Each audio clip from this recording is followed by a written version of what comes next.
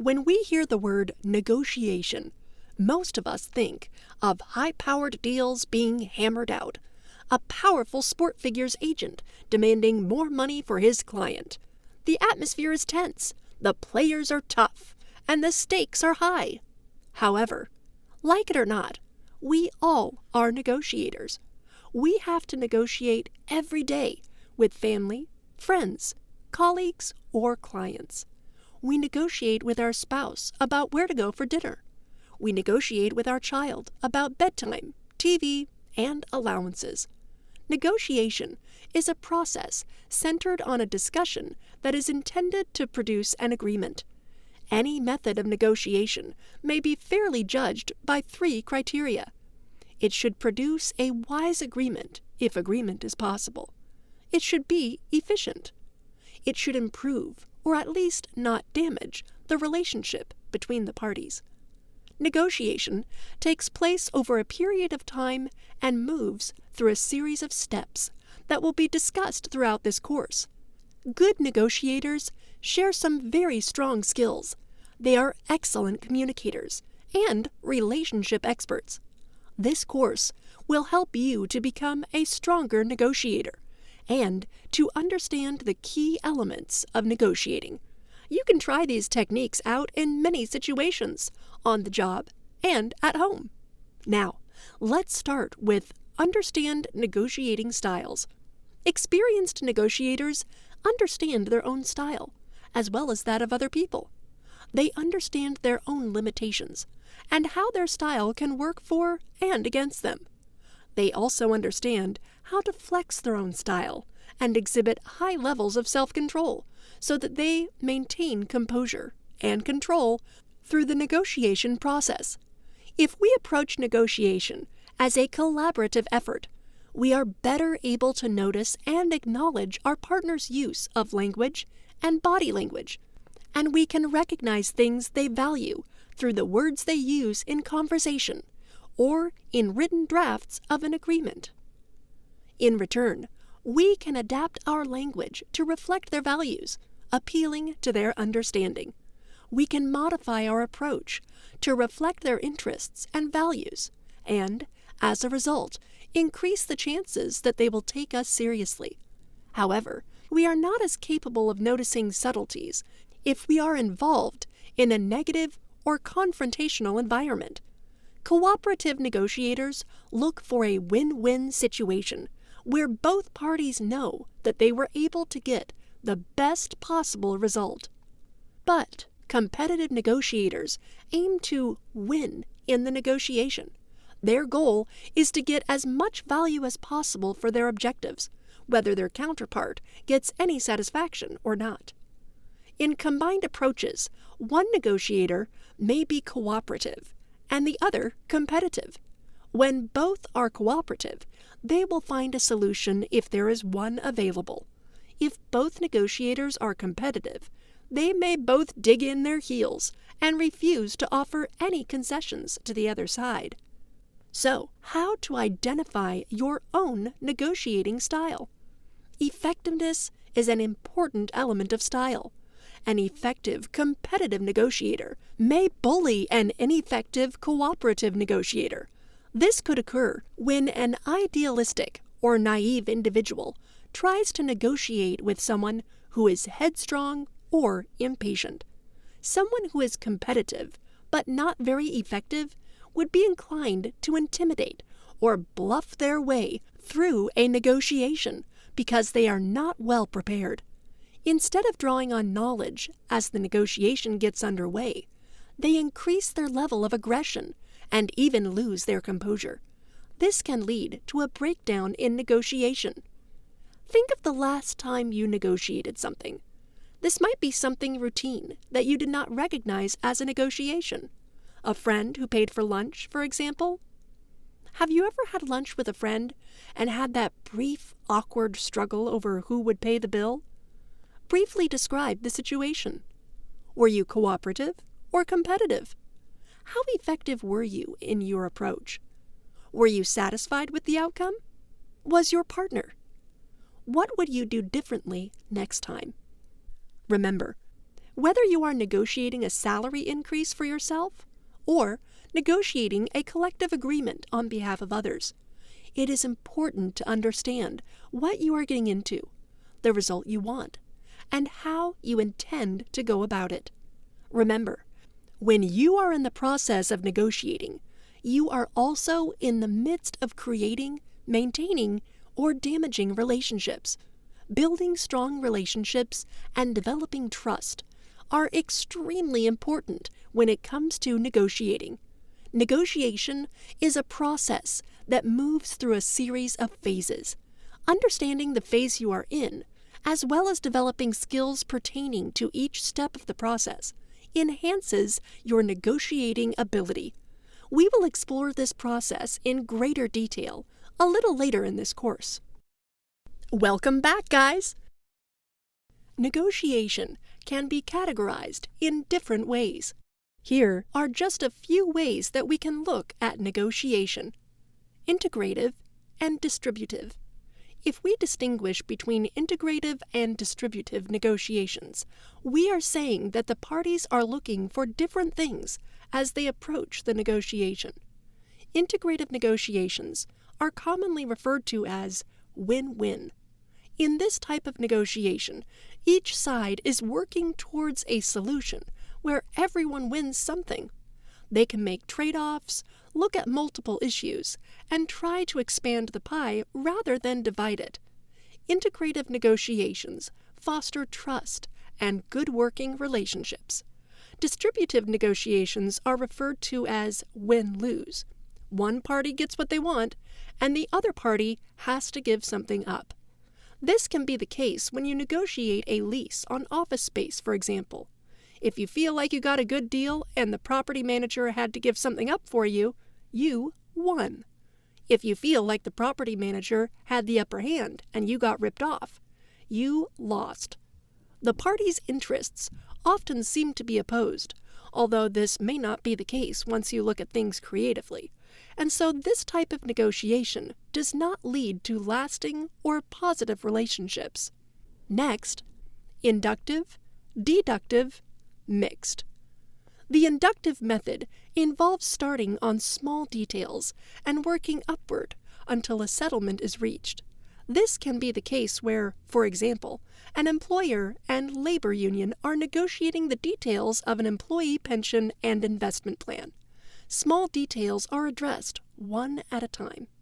Deductive negotiations start with an agreed-upon strategy.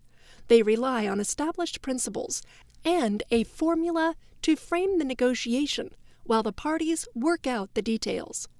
Mixed negotiations are the most common. They are a blend of inductive and deductive methods. Soft, hard, principled. Soft and hard bargaining involves negotiating a position rather than interests. To avoid some of the common problems associated with bargaining over positions, negotiators who take a soft approach treat the participants as friends, seeking agreement despite great cost, and offering concessions as a way to create or preserve a positive relationship with the other side. A soft bargainer behaves transparently, sharing their bottom line, which can leave them vulnerable to a hard bargainer who is competitive, hides their bottom line, and offers few concessions, if any. In a negotiation between a soft and hard bargainer, the hard approach will almost always come out with a much better deal. In their book, Getting to Yes, Roger Fisher, William Ury, and Bruce Patton recommend principled negotiation instead of hard versus soft, because principled negotiation relies on interests rather than positions. Next is alternative dispute resolution. Alternative dispute resolution, ADR, continues to be a popular alternative to negotiation. If negotiations stall, the result can often be a move to arbitration or litigation. However, arbitration and litigation can be expensive and time-consuming undertakings. Either of them can result in a solution that neither party is happy with, a lose-lose, and both processes are full of friction. ADR is an alternative that allows the negotiating parties to utilize a formal dispute resolution process. Using mediators or facilitation, parties work through the process together and try to come up with a winning solution. One factor that makes ADR different is the idea that the negotiating partners must be satisfied with the outcome. If a stalemate results with proper use of ADR, then the negotiations can move to arbitration or litigation as a last resort. And finally, non-negotiable positions versus options. There are several ways that you can handle non-negotiable positions or options. As a negotiator, you must not go to the table with an intention like, "This is all the money we have, and so this position is non-negotiable." If you dig your heels in on such a position, there will not be much point in negotiating at all. Similarly, if you elect to draw the line on a particular issue, you must know your limits and the room you actually have to negotiate. For example, perhaps you approach your boss about a raise. The boss says no because he has no money left in the budget. Instead of giving up your idea of getting a raise because you know that you have already earned it, consider whether there are other things that would satisfy you, like attending a conference, taking a course, or working fewer hours each week. If you prepared with your justification for the raise before you approach your boss, and you also have a few alternatives based on your knowledge of the need for training, the availability of a conference budget, and so on, your chance of success are much greater. Just because someone says no to your request does not mean you have asked the only question that is available. A good negotiator is prepared to use several possible approaches and formulas. They often ask questions more than they provide answers. They can assess a situation, including the expertise of the parties involved, and adapt formulas to suit the occasion. An employer's negotiator, for example, who comes to the table insisting that they have a winning formula for this round of negotiations, will raise the defenses of the other party instantly, even if the formula would have been ideal. At the beginning of a negotiation, it is important to establish a formula that will be agreed upon between the parties. It is equally important to recognize when the formula is getting in the way of making progress, because it is too rigid and needs to be tailored to the situation. Hi there, and welcome back. Today, we will look at phases of negotiation. Although people often think that negotiating is the same as bargaining, it is not. Negotiating is a process, and bargaining is one stage of that process. There are 3 other stages of negotiating, and even those are tempered by timing, intuition, and flexibility to the process. When the negotiating formula works as it is intended, the parties are more likely to work together with trust and respect in the agreement. So let's start with the first phase, preparation. Preparation is extremely important in negotiating. An inexperienced negotiator who is well prepared can successfully make their argument and win their case against a seasoned negotiator. In the preparation phase, negotiators need to review previous examples or other incidents that might have bearing on the current situation.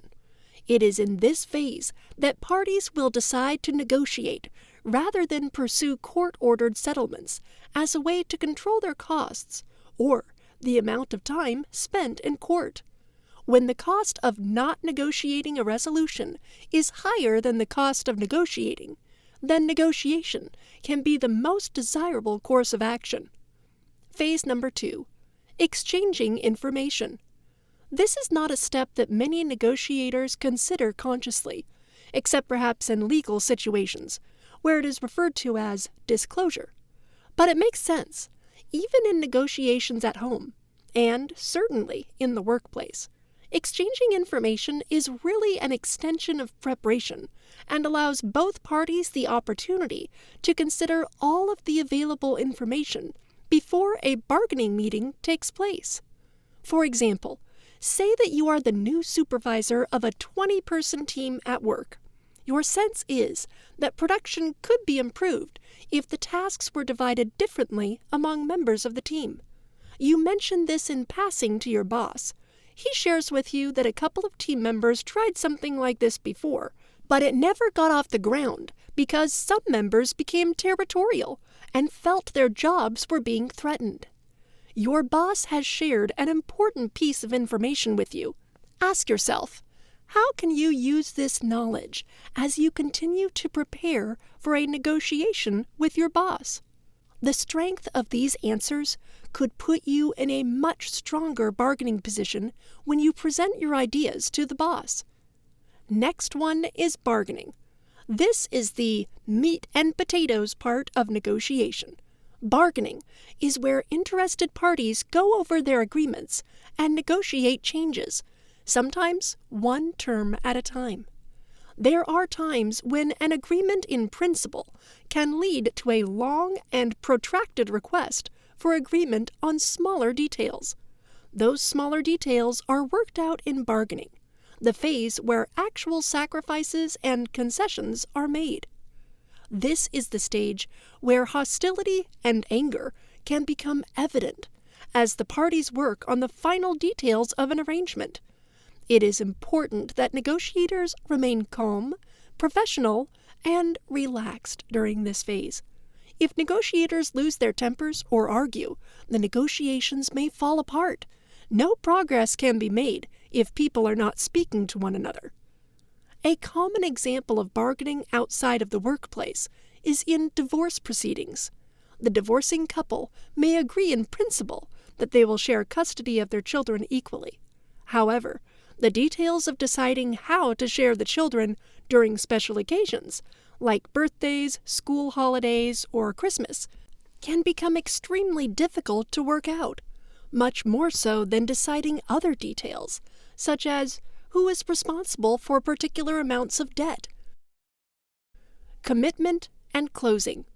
Once the parties have completed bargaining, made all the adjustments, and agreed upon the least uncomfortable result, the negotiation is ready for commitment and closure. This would be the time, for example, when you write a check as a deposit on a new car. By this time, any hostility should be long over with, since the parties have moved to this stage following the conclusion of bargaining. At times, though, resentment can be close beneath the surface, and so any positive steps that can continue to support relationship building are important at this time. One final important note in the process is to make absolutely sure that you have a commitment to carry out the agreement that has been negotiated.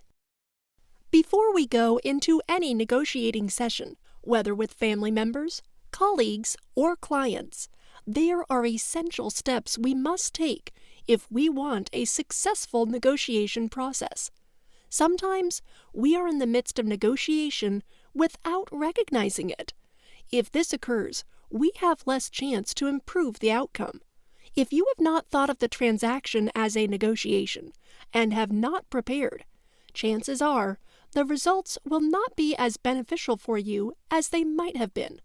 Preparation is 80% of negotiating success. So, let's start with personal preparation. Before you get into a tough negotiation situation, there are some things that you can do to prepare yourself mentally. It's often difficult to look at ourselves critically, but it's much better to do it yourself first than to have someone else do it for you. Do you know things about you that are true, but that you would prefer to avoid? When people make comments about, or when situations expose things that we are ashamed of, or that we try to deny, we say that they are pushing our buttons. For examples of statements that can push our hot buttons are, "When did you become a race car driver?" Criticizing our driving. "Are you sure you should be eating that?" Criticizing our diet. "You don't belong here." Insulting our membership in a group or workplace. Depending on how well you have accepted your own foibles and how you respond to people's comments, you may have more or fewer hot buttons at different times of your life.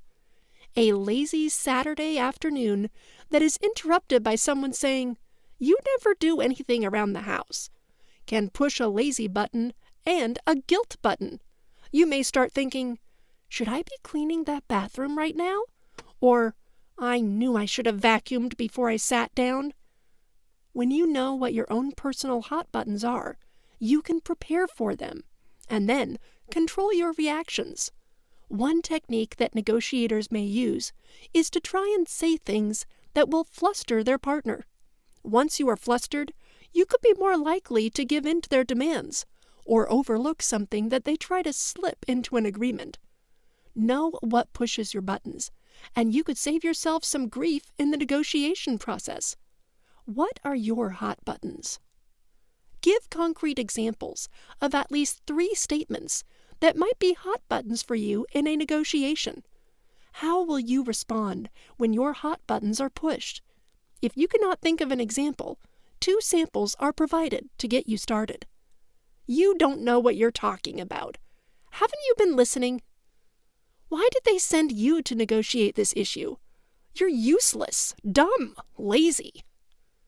Write them down as 1, 2, 3. Doing your research. When doing research and preparing for negotiations, there are 3 important considerations: collecting facts, knowing priorities, and knowing principles. The facts that you collect are all the direct and indirect information that you will need to back you up during negotiations. With access to information today, it is a much simpler task than ever to accumulate all kinds of data and statistics. For example, if you are preparing to purchase a vehicle or a house, plenty of information is available, such as comparable properties and prices.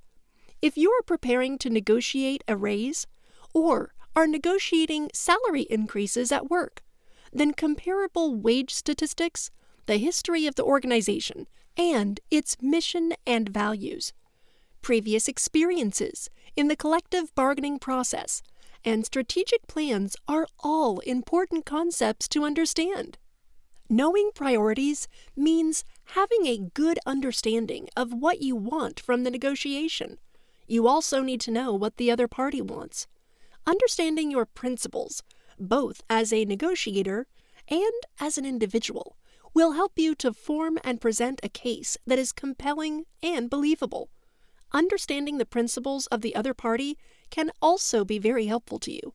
A little more research can help you to understand what the organization's beliefs are and how they have approached previous negotiations, what terms seem to be more important to them than others, and what terms they could be willing to be flexible with. Identify your best alternative to a negotiated agreement, BATNA, and worst alternative to a negotiated agreement, WATNA. For example, if your boss won't give you a raise, perhaps your best alternative would be the options you identified, or a review in 6 months. The worst alternative in this case would be no action at all. You should always do as much research as possible before identifying your BATNA. For example, let's say that you discover that there's a company in your area that has a similar position available to the one you're currently doing at a better salary. You apply for the job, get an interview, and are offered that position. If your boss won't agree to a raise, perhaps this offer is your BATNA. Remember that the BATNA and WATNA don't have to be your main objective for the negotiation. They are a yardstick that you can use to measure offers and counter-offers. Next, identify your walkaway position. When you establish your priorities, make sure you have a clear understanding of your walkaway position, WAP. What is the least that you will accept, or the highest price that you are willing to pay? Establish your WAP value in your mind and keep it clearly available so that you do not get caught up in the heat of negotiating, either ending up with something you never wanted or turning down a deal that was better than your WAP. If you are negotiating on someone else's behalf, make sure that you know their WAP so that you do not make any mistakes in negotiating for them. Then, think about it. What zone of possible agreement, ZOPA, might exist?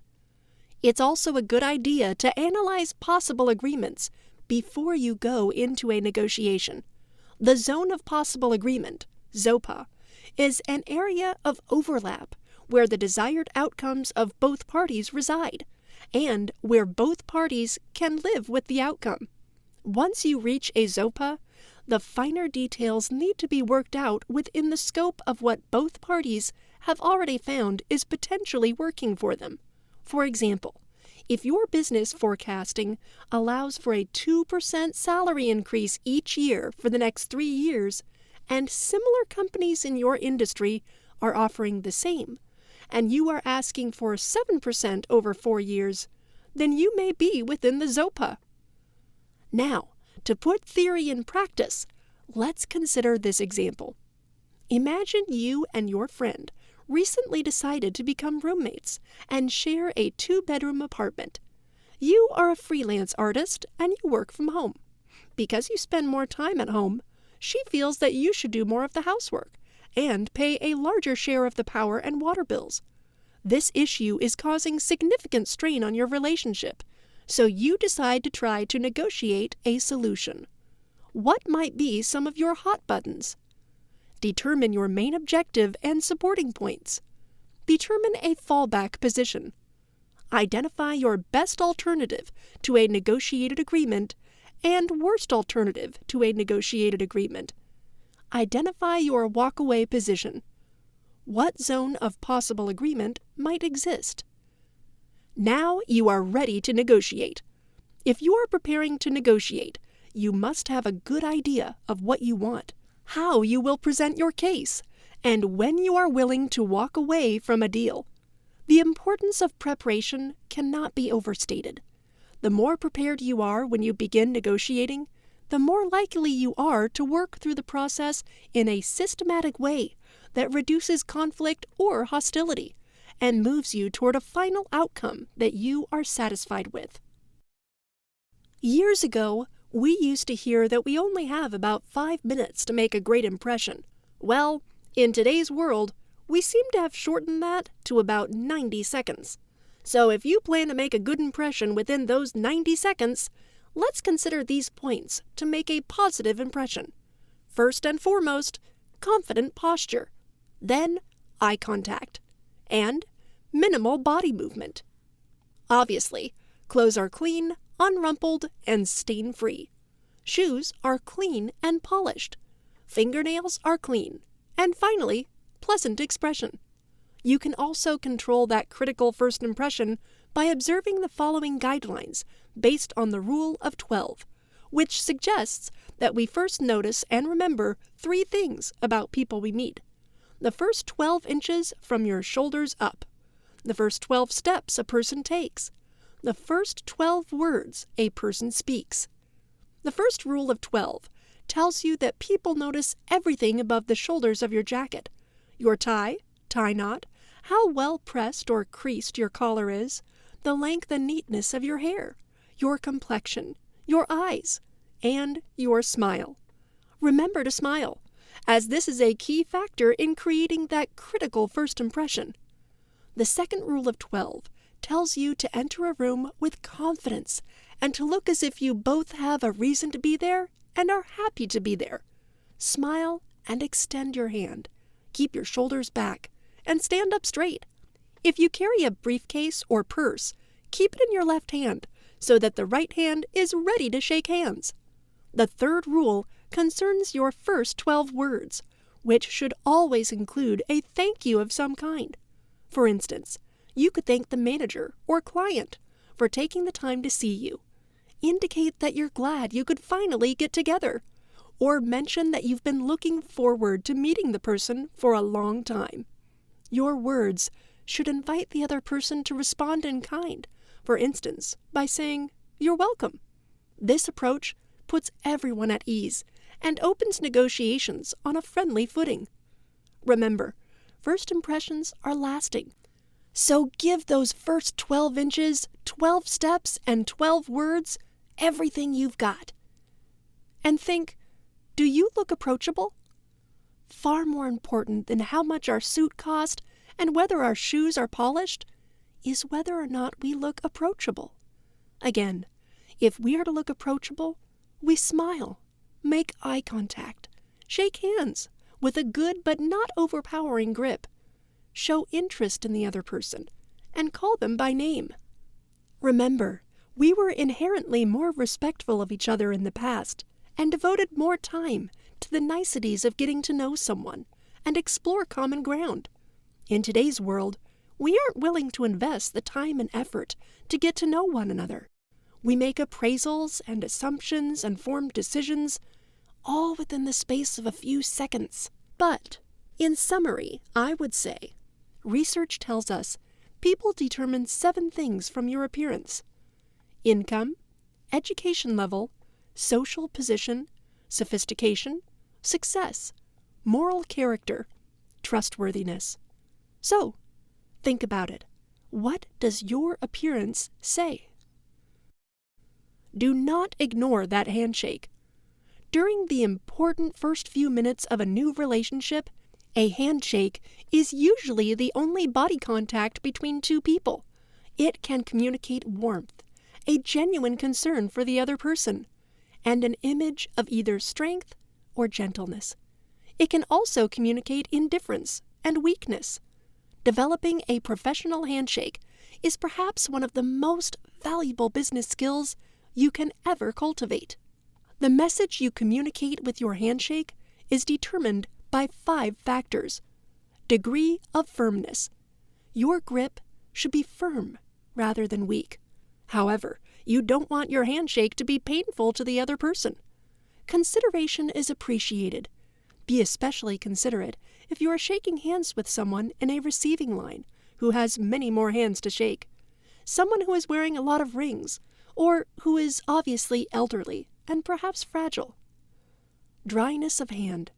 We all prefer to shake a hand that is dry. While you typically don't want to obviously dry your hands before greeting someone, this is perfectly acceptable if you have been holding a cold glass. Similarly, if you are at the buffet table and have been eating, it is expected that you would wipe your hand on your napkin before extending it to be shaken. Depth of grip. A handshake is palm to palm. Generally, you will place your hand so that the web between your thumb and forefinger meets the web of the other person's hand briefly. Your hand remains perpendicular. If your palm is facing up, this may be construed as a sign of submissiveness. Similarly, if your palm is on top, it can be seen as a sign of aggressiveness. Duration of grip. The perfect handshake is about 3 seconds. You can gently pump once or twice, but this is not necessary. Then pull back your hand, even if you are still talking. And finally, eye contact. While this will vary from culture to culture, in North America, we expect the person shaking our hand to make eye contact with us. Grasping the top of the other person's hand with your other hand so that their hand is enveloped in yours may very well signal warmth and affection. However, this may be seen as patronizing and too familiar for an introductory handshake. Save this handshake for a meeting with an old friend. And now, consider the skill of making small talk. Small talk has a bad reputation. Sometimes we think of it as the poor cousin to a real conversation. However, without small talk, many of us will never get to those real conversations. Small talk helps us put others at ease and make them comfortable. Small talk breaks the ice and goes a long way toward furthering a relationship. Not only is it crucial to getting negotiation off to a good start, the ability to make small talk can help us build business, develop our networking skills, get friends, maintain relationships, and even find us jobs. But how to start a small talk? Well, keep in mind that people like to talk about themselves. Why?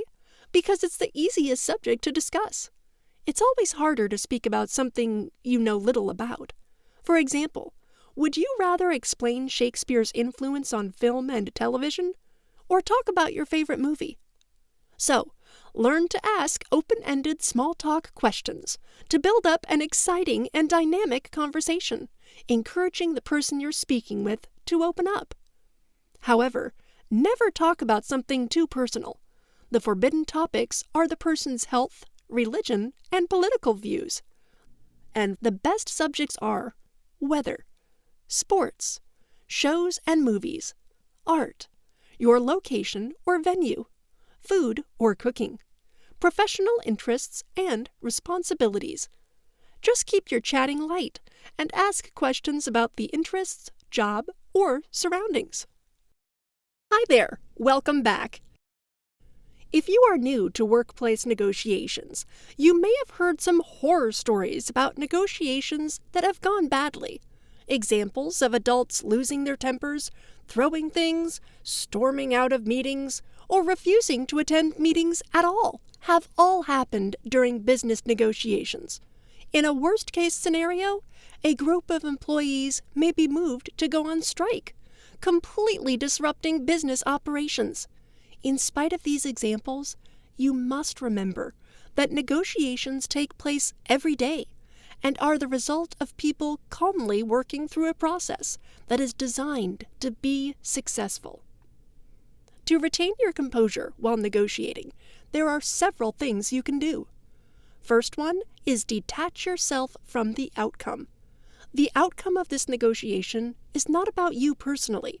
If your side wins or loses, you do not become a winner or loser. Very few negotiations actually involve life or death issues. Keep your feet squarely on the ground by realizing that, as a negotiator, your job is to lead people through a process, not to win. Try to think of it in terms of 4 potential outcomes. The two of you do not reach an agreement, and the negotiation ends. Your counterpart will agree to your terms. You will agree to your counterpart's terms. The two of you will compromise on some point in between your positions, perhaps closer to your terms, and perhaps not. In some situations, you have the potential to reach the agreement that you wanted. In other outcomes, both parties may leave unsatisfied. So, sometimes not reaching an agreement is the best outcome. You walk away from a deal with your bank account or integrity intact. At other times, it is the worst arrangement. Depersonalize the process. Your ground rules might state this, but depending on the intensity of the negotiations, you may need to remind yourself, and your team if you have one, if your counterpart regresses to name-calling or bullying, reground yourself with a reminder that they are not actually angry at you, but at the outcome, or the situation itself. Use relaxation techniques to rid yourself of negative energy that can build up over the course of a day, or even a short session. If you are negotiating something that is very personal to you, it is easy to get swept into the emotion of the event and compromise your composure. If that is a concern, consider bringing an agent on board to negotiate on your behalf. Consider the way lawyers are relied upon to negotiate terms of a divorce.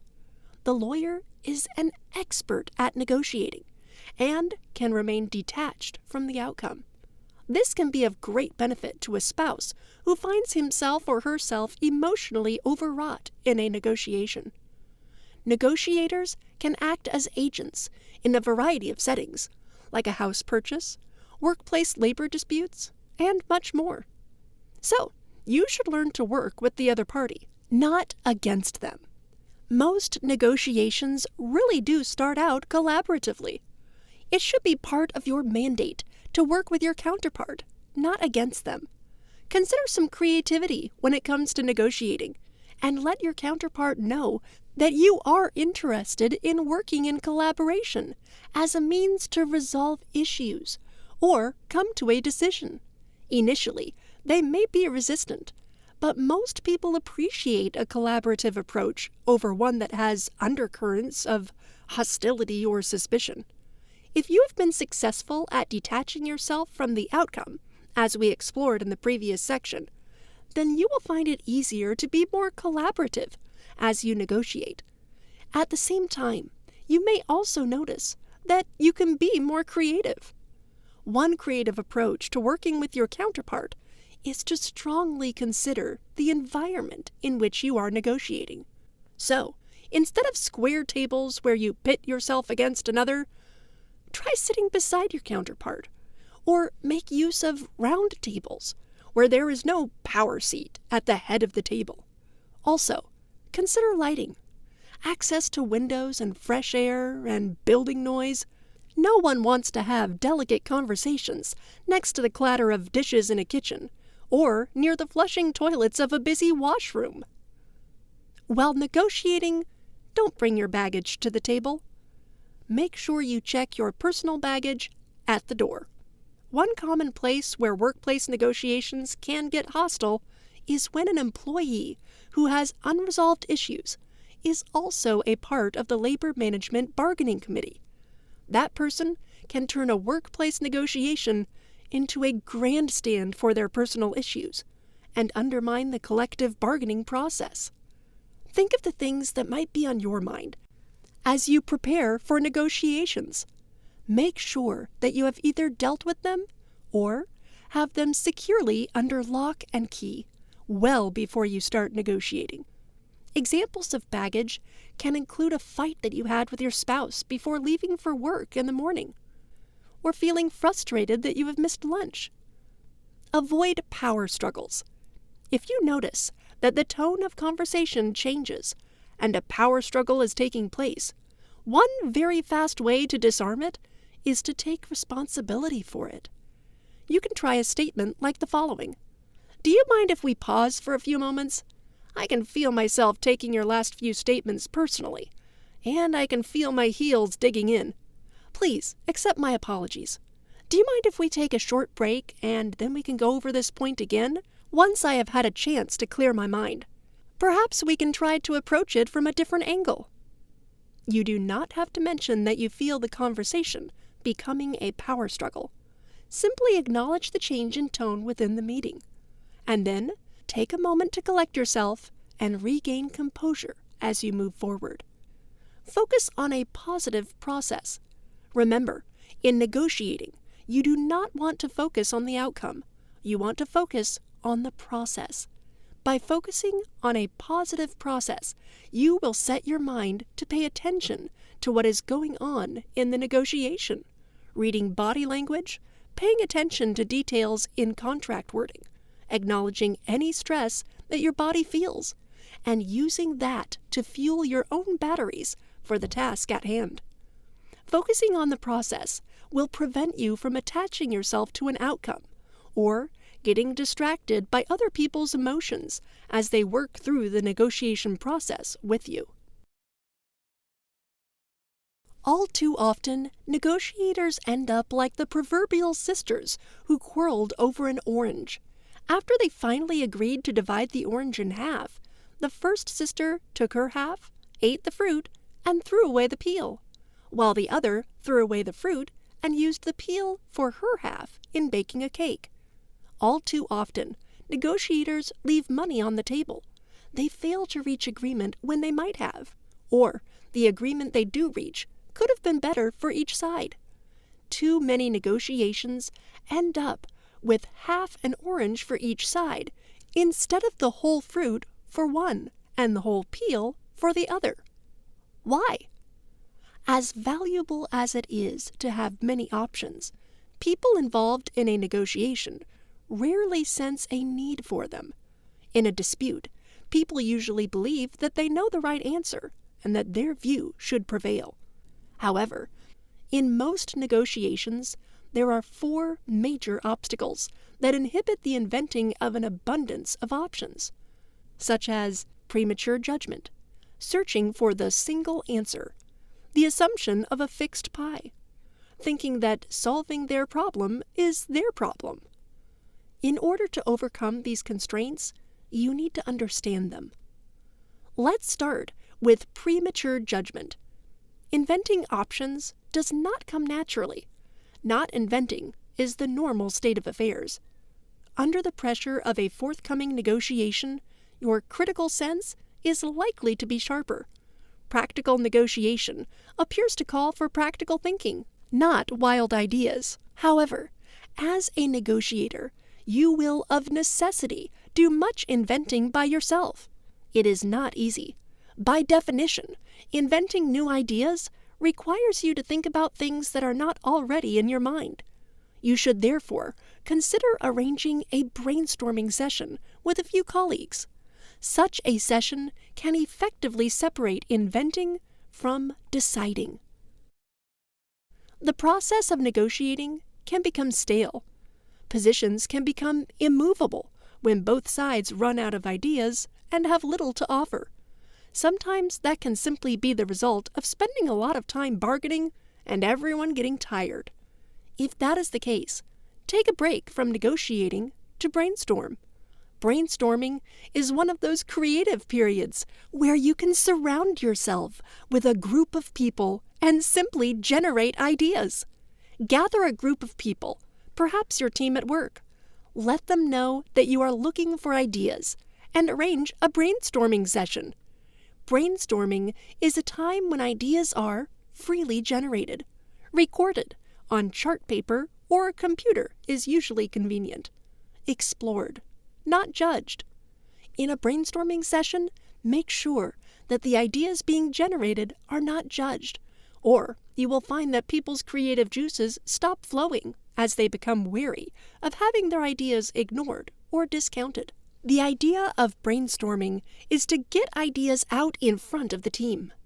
Next is searching for the single answer. If the first impediment to creative thinking is premature criticism, the second is premature closure. By looking from the outset for the single best answer, you are likely to short-circuit a wiser decision-making process in which you select from a large number of possible answers. And now, the assumption of a fixed pie.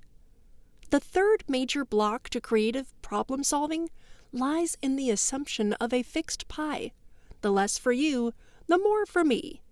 Rarely, if ever, is this assumption true. Both sides could be worse off. Even apart from a shared interest in avoiding joint loss, there almost always exists the possibility of joint gain. This may take the form of developing a mutually advantageous relationship, or of satisfying the interests of each side with a creative solution. In this situation, each side sees the situation as essentially either or. Either I get what is in dispute, or you do. A negotiation often appears to be a fixed-sum game. $100 more for you on the price of a car means $100 less for me. Here, think about it. Why bother to invent if all the options are obvious and I can satisfy you only at my own expense? And finally, thinking that solving their problem is their problem. A final obstacle to inventing realistic options lies in each side's concern with only its own immediate interests. For a negotiator to reach an agreement that meets her or his own self-interests, he needs to develop a solution which also appeals to the self-interest of the other. Short-sighted self-concern thus leads a negotiator to develop only partisan positions, partisan arguments, and one-sided solutions. Positional bargaining. Whether a negotiation concerns a contract, a family quarrel, or a peace settlement between nations, people routinely engage in positional bargaining. Each side takes a position, argues for it, and makes concessions to reach compromise. The classic example of this negotiating minuet is the haggling that takes place between a customer and the proprietor of a second-hand store. And so it goes on and on. Perhaps they will reach agreement, perhaps not. Remember, Arguing over positions produces unwise agreements. When negotiators bargain over positions, they tend to lock themselves into those positions. The more you clarify your position and defend it against attack, the more committed you become to it. So, the more you try to convince the other side of the impossibility of changing your opening position, the more difficult it becomes to do so. Your ego becomes identified with your position.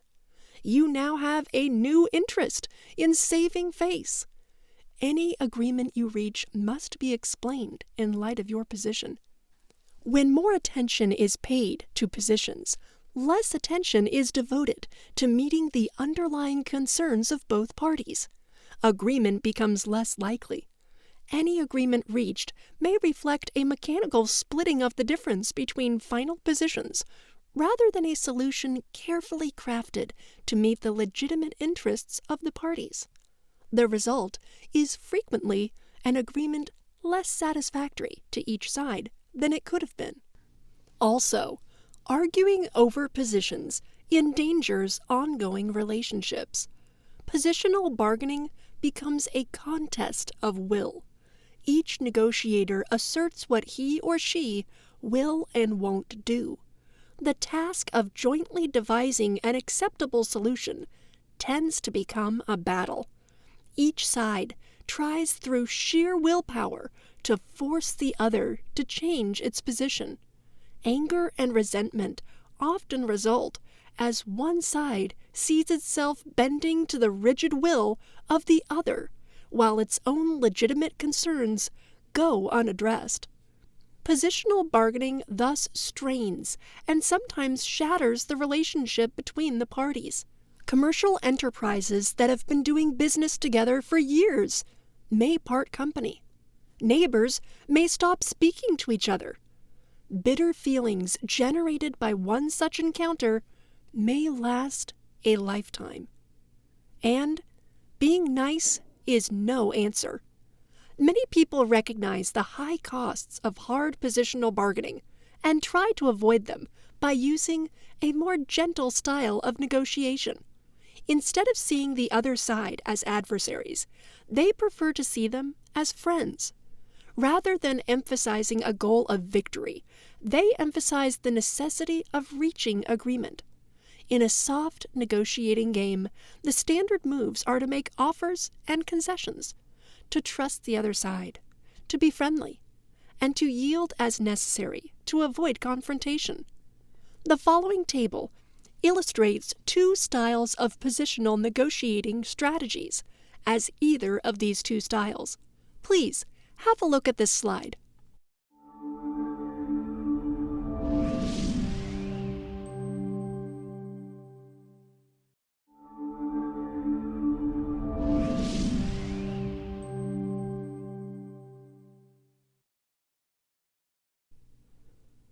However, there is an alternative. The answer to the question of whether to use soft positional bargaining or hard is neither. Change the game instead. This method can be boiled down to 4 basic points that define a straightforward method of negotiation that can be used under almost any circumstance. Each point deals with a basic element of negotiation and suggests what you should do about it. People. Separate the people from the problem. Interests. Focus on interests, not positions. Options. Generate a variety of possibilities before deciding what to do. Criteria. Insist that the result be based on an objective standard. Next is principled negotiating. In an earlier lesson, we mentioned the soft and hard style of negotiating. We also mentioned an alternative, principled negotiating. So, soft negotiators want to avoid personal conflict and so make concessions readily in order to reach agreement. They want amicable resolution, yet often end up being exploited and feeling bitter. Hard negotiators see any situation as a contest of wills, in which the side that takes the more extreme position and holds out longer theirs better. They want to win, yet they often end up producing an equally hard response, which exhausts them and their resources and harms their relationship with the other side. Other standard negotiating strategies fall between hard and soft, but each involves an attempted trade-off between getting what you want and getting along with other people. Remember, this is a third way to negotiate, a way neither hard nor soft, but rather both hard and soft. This method suggests that you look for mutual gains whenever possible, and that where your interests conflict, you should insist that the result be based on some fair standards independent of the will of the other side. Researchers have found there are 3 basic negotiating styles: cooperative style, aggressive style, no pattern. We may not be able to change our primary style a great deal, but if we recognize the traits of a good negotiator, we can continually practice and sharpen our skills until we are better than we are right now. As the better we become, the more we can get done in less time. Hi there. Today, we will talk about how to get past no and get to yes. Negotiation expert William Ury has 6 strategies for getting someone past saying no, and therefore getting them on the road to yes. Imagine yourself as a spectator to the negotiation. This helps you control any emotions that you have, and we all have emotions as we're human, and it may help you see alternatives that you hadn't considered. It can also be a useful way to evaluate your strategy. This way is called go-to-balcony strategy, to get someone past no. Next one is step to their side. Now, move into the negotiation and onto your opponent's side. Think about it. Where do they see their strengths and weaknesses? Where do they see yours? How can you modify your negotiating approach to offer them what they want and still get what you want? Next, invite them to step to your side. Invite them to see the problem the way you see it and to step into your shoes. Or phrase the problem as you think a third party might see it, such as a lawyer or your spouse. Another powerful tactic is to do the unexpected. One way to do this is to ask for their advice on the matter. This gets both parties thinking outside the box. Now, build a golden bridge. Remember, at the very least, you want to leave relationships undamaged. Ideally, you want to improve them. Act accordingly. Don't ever say, "I told you so," or mock them if they retreat from their position. Remember that you are building a winnable solution together. This comes back to building common ground. Set the tone by giving them something, no matter how small, they can say yes to.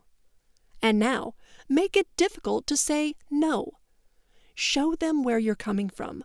Give them your facts and figures and educate them. Remember to equalize their points to help build your case. This is also the time to share your BATNA or ZOPA, if they are strong. You may also want to point out your WATNA, and theirs if you know it, to highlight the cost of not reaching an agreement. Finally, use high-yield questions. Communication is key to successful negotiation. Keep your questions emotionally neutral and non-judgmental. Bring down their defenses with open and leading questions. And now, next in the list is breaking the impasse. On the road from no to yes, you're likely to reach one, if not several, impasses, where one or both of you are digging in your heels and you're not making progress. First, take a break so that you both have time to regroup and re-energize. Then, try these strategies. Identify hidden interests. Is there a piece of the puzzle that you're missing? Let's say you're negotiating your boss for a raise. Perhaps he has a special project that he has a budget for, and he's looking for someone to take on the responsibility. You wouldn't mind doing some side work for him. Voila! A mutual gain solution. Next, deal with unrealistic expectations. Although both parties probably won't be on the same page at the beginning of the negotiation, you need to be in the same book to reach a successful solution. If you want to achieve world peace, you're probably not going to be successful when negotiating with someone who believes war is a solution. So, use brainstorming techniques. Creative thinking can help both sides think outside the box to achieve the best solution. Some techniques include: look at the problem from a different perspective, paraphrase the other side's position, review the information presented so far and list it on a flip chart or whiteboard. Focus on areas of agreement. Try to establish common ground. What do you agree on so far? You can also agree to disagree on the particular stalling point for now and move on to another issue. And finally, getting to yes. Of course, William Ury also had some strategies for what to do once you break the impasse and get past no. First and foremost, avoid positional bargaining. We talked about positional bargaining in previous lessons. This is where each side takes a position, argues for it, and makes concessions to reach compromise. This traditional style of negotiating rarely results in win-win solutions. Then, separate the person from the problem. Remember to maintain control and emotional detachment. For example, if you're negotiating with your boss for a raise, there's no point in getting angry with him because he's negotiating. After all, he probably has a budget, and he probably has someone to answer to for his expenses. And of course, focus on interests. Keep a positive focus during the bargaining phase. Don't get distracted by emotions, games, and tricks. Keep your eye on the ball, your objective. This is where it helps to have your key information, including your WATNA, BATNA, ZOPA, main objective, and supporting points, on a reference sheet. Work towards a mutual gain solution. Look for a solution that benefits both parties. Make this intention clear. It will build goodwill, trust, and common ground. Remember, you can do this by making their decision easy, identifying whose shoes should you be stepping into, identifying what decision you are making, identifying shared interests. And finally, insist on using objective criteria. You must have objective criteria to help evaluate solutions. A solution that makes everyone happy is not objective. How do you define what happy is? Besides, some people are never happy, right? Knowing when to close is a crucial skill. So, how do you know when bargaining is over and it's time to move to the closing phase? Ask yourself, do you truly think your opponent will say yes? If you're not sure, keep bargaining. You may want to summarize your last counteroffer, or ask your opponent for more details on their last offer. Body language can be your biggest key. If your opponent has open body language, arms at their sides, not covering their face, looking at you, and leaning towards you, then this likely means they're receptive to your position. If their body language looks defensive, with arms and legs crossed, a hand on their face, and leaning away from you, keep reiterating your points until their posture becomes more open. When the time is right, follow this simple procedure. Please have a look at this slide. For example, let's say you're negotiating to buy a house. You feel that the seller is ready to close. You might say something like, "I'll call the bank to get the mortgage details finalized. Will you sign the offer papers on this line? I'm agreeing to purchase your property for $100,000, and we've agreed that the transfer taxes will be paid by you." Here, we are assuming action, suggesting an action, and summarizing the deal. Here, don't ever beg, plead, bully, or give your opponent time to think the deal over. They will take advantage of that time. Furthermore, come back to the table with new positions, and you'll be back to square one. Also, don't raise additional questions or points during your closing procedure. This returns you to the bargaining process. And finally, if you're wondering whether agreement should be formal versus informal, I would say, for simple negotiations, a verbal agreement will probably be sufficient. You will, however, want to date and sign any notes that you took and any documentation you gathered and file them away for reference. It's also good to send a follow-up letter outlining the terms of the negotiation and getting a signed receipt. For more complex negotiations, however, written documents will likely be involved. If this is the case, here are some tips to make sure the closing process is fair to you. We strongly recommend that you use a lawyer. It's worth the investment. If possible, have your lawyer prepare the document to be signed. If you are taking this route, make sure you have all the necessary paperwork with you when you go to the negotiation. Read the document over thoroughly, clause by clause. Ask about anything that is unclear to you. Ensure that you and your opponent have signed original copies of all documents. Keep your copies in a safe place. Before an agreement is signed, however, it is important to have consensus for agreement among the parties. Consensus can be difficult during tough negotiations. Generally, the more stakeholders taking part in the process, the more difficult it is to reach consensus. Know that not all people will ever agree on all items, and that you are trying to negotiate the best terms you can.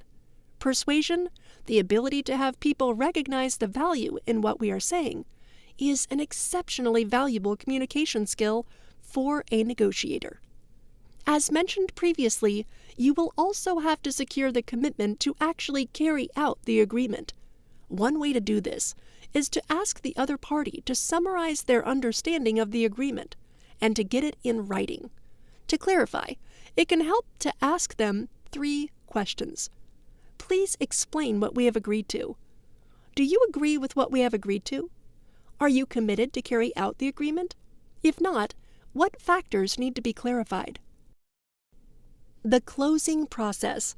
Have you ever started working on a project and had someone come along with an idea you never thought of that made the project much better? Perhaps it sped up the process, gave it much more depth or meaning, or led to a richer result in some way. If you were close-minded about the project, you would not have even noticed that someone came to you with a better suggestion. Being open-minded, however, allowed you to recognize the value and merit of someone else's ideas. And voila! Things worked out much better than you had ever imagined. When you apply open-mindedness to negotiating, it helps to support your flexible and adaptable nature. For example, perhaps you set your mind to negotiate the best price you can, but your counterpart approaches you with a better price than you had imagined as your benchmark. If you are open-minded, you hear what your counterpart proposes. If you are closed-minded, you are so focused on the outcome that you might not hear what they offer at all, and you may actually negotiate yourself a weaker deal. But not every negotiation is about reaching a win-win solution. Sometimes, not everyone can win. For example, when an organization is preparing to downsize, the employees may be looking for the most benefit they can get, but they know that they will not have a job in the end. In collaborative negotiations, your real objective is to reach the best possible result for all parties. This might include some compromise, and should always involve working toward relationships. In general, there are 3 possible outcomes to a negotiation. Number 1, lose-lose. Lose-lose outcomes occur as a result of negotiating by avoidance, smoothing, and/or compromise. No one achieves their true desires. It's possible that the negotiation agreement will not be enforced and that the relationship will be negatively affected. Avoidance is an extreme form of non-attention. Everyone pretends that conflict doesn't really exist and hopes that it will simply go away. For example, the passive negotiator may simply not bring up their key points. Smoothing plays down differences between the negotiating parties and highlights similarities and areas of agreement. Peaceful coexistence through recognition of common interests is the goal. "Let's compromise" is a phrase frequently heard in a group setting. The classic example occurs whenever representatives of unions and management meet to prepare new labor contracts. Compromise occurs when accommodations are made such that each party to the conflict gives up something of value to the other. As a result, neither party gains its full desires, and conditions for future conflicts are established. Although a negotiation may appear to be settled for a while through compromise, there will likely be the need for renegotiation at some future time. Number 2. Win-lose. In win-lose negotiations, one party achieves its desires at the expense and to the exclusion of the other party's desires. This may result from competition or as a result of authoritative command. Each of these strategies also fails to address the root causes of the negotiation and tends to suppress the desires of at least one of the conflicting parties. As a result, future conflicts over the same issues are likely. Number 3. Win-win. Win-win negotiations are achieved by confrontation of the issues and the use of problem-solving to reconcile differences. This positive approach involves recognition by all conflicting parties that something is wrong and needs attention. When success is achieved in problem-solving, the conflict has truly been resolved. Win-win conditions eliminate reasons for continuing or resurrecting the conflict, since nothing has been avoided or suppressed. All relevant issues are raised and openly discussed. The ultimate test for a win-win solution is whether or not the conflicting parties are willing to say to each other, "I want a solution which achieves your goals and my goals and is acceptable to both of us." It is our collective responsibility to be open and honest about facts, opinions, and feelings. So, identify common ground. In the preparation phase of negotiation, when you are compiling your research and looking at the principles that will apply for a particular negotiation, it is beneficial to identify what you believe to be common ground. Societies can differ in the way they are organized. In North America, people tend to focus on individual needs and desires. Many Eastern cultures focus on the needs of a collective or community. Interestingly, though, in North America, great change is often driven at a community or collective level, where many alliances are made in team or collective settings.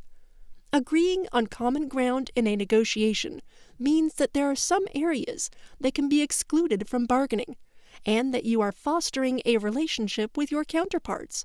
If you are involved in labor negotiations for a workplace, there are often people on both sides of the table who work for the company. The common ground is maintaining the viability and integrity of a company. A functioning company needs people to work, and those people need to be paid. In the case of a divorce, common ground can be a shared property that must be divided, or protecting the interests of shared children. Common ground, like other factors of negotiating, is about relationship building, and stronger relationships make for more satisfying results in the negotiating process.